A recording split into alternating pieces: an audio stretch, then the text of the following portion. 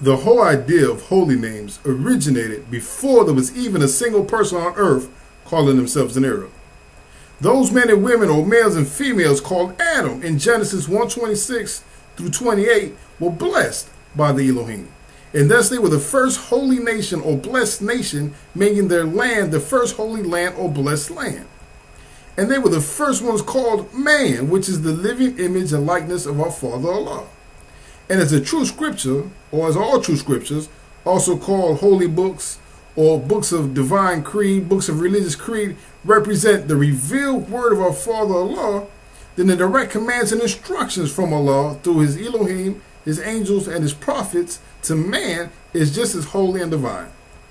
And the name of Adam given to those people in Genesis 1:26 through 28 is a holy name.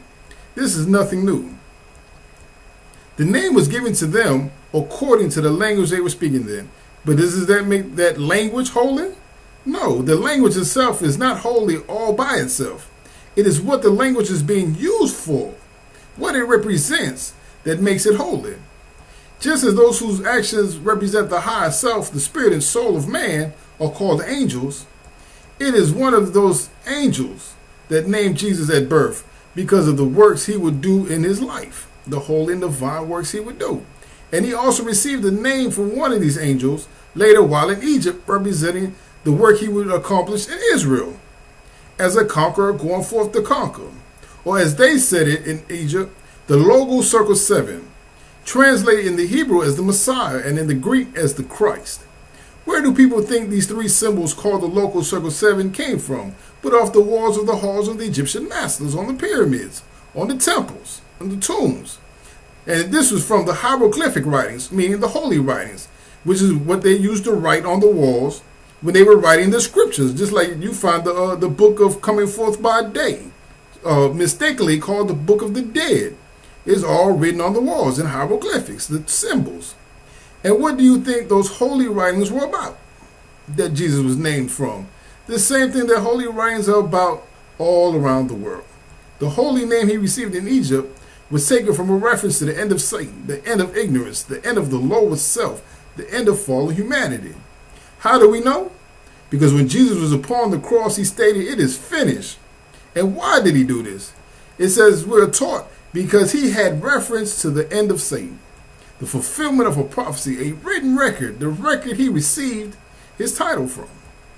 Now, notice it didn't say he gave reference, it said he had reference. That means when he was in that position on that cross, he knew it was because of this record that he had reference of. This thing that he had knowledge of. This thing that he had seen and recorded in his memory. And that record was also called the promise by the seven sages. And from his very birth, the wise men, the seven sages, and all the sages of the world knew it would be this child who would fulfill that promise. Thus, the names, attributes, and titles given to him were always of a holy and divine nature. And what was attributed to him because of his faithful words and works to Allah and the Asiatic nation, right, is what we would term today as a holy name. Just as Holy Quran of the MSCV chapter 8 tells us that when you look into the face of man, you are looking at Allah. When you name the actions of Allah within man or operating through man, those actions are holy and divine actions. Thus, the name you were giving that because of those works is a holy name. After all of this, it should not be necessary for me to go in depth into the fact that the MSCV derives its power and authority from the great Quran of Muhammad. And thus the very name of the supreme head and grand ruler of our religious corporation is also a holy name. When we say the name Ali, you are saying a holy name. A name of holy and divine power and authority, the power to do all good, and the authority to command and instruct others to do that good, right? To uplift fallen humanity. The power and authority of this divinely prepared one to do a great divine missionary work, which has become known today as our divine movement, the Moorish Divine National Movement. And so we are all Muslims, and the Muslims carry on these ancient traditions found in all of our ancient civilizations, including Egypt. In fact, the ones called Arabs today got many of their traditions from Egypt through their own forefather Ishmael, the son of Hagar the Egyptian. Ishmael was half Egyptian, and he married an Egyptian woman who had his 12 sons, the 12 tribes of Israel, or the 12 princes of Ishmael, which later became known as the Arabs, or part of them became known as the Arabs. In fact, Prophet Muhammad himself was from the Quraysh, and the Quraysh traced themselves to the fourth son of Ishmael, which is Kedar. Right? So it's all part of these ancient Egyptian practices. And thus the sons of Ishmael had even more Egyptian in them than their own father, who was Ishmael, who was half Egyptian, through his mother Hagar the Egyptian, which is what she's known in the Holy Quran of Mecca. So the Ishmaelites are descendants of the Egyptians. And many of their practices come directly from them. Not stolen, but come directly family lineage, taught from generation to generation. Or what else do you think Hagar was teaching Ishmael? What do you think Ishmael and his wife, his Egyptian wife, full-blooded Egyptian wife, were teaching their children, the Ishmaelites? Much of what the Arab people of today practice evolved from Egypt. We cannot confuse the evil actions of a few Arabs throughout time with the benefits the entire Arab people have given to man over the centuries, for the benefits they have given to the world over the centuries. This stands true for all Asiatic nations on earth, all of them. The Arabs being one of the Asiatic nations mentioned in chapter 45 of the Holy Quran and Embassy of 8. Right? They have all done their evil things. All of them have messed up and fallen at one point or another.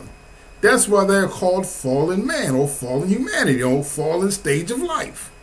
And it is our duty to raise them all, as we have taken on the responsibility to uplift fallen humanity. And this includes the Arabs, this includes the Chinese, this includes Russians, this includes any human being walking planet Earth. It is our job and duty to uplift them, because until we uplift all nations, our nation can never rise to its highest power and potential. And as the prophet himself stated his message, right, he taught us to be the message that we bring. His message was, as he stated over and over and over, his message was, is, and forever will be salvation to the nations, fulfilling the duty of a prophet.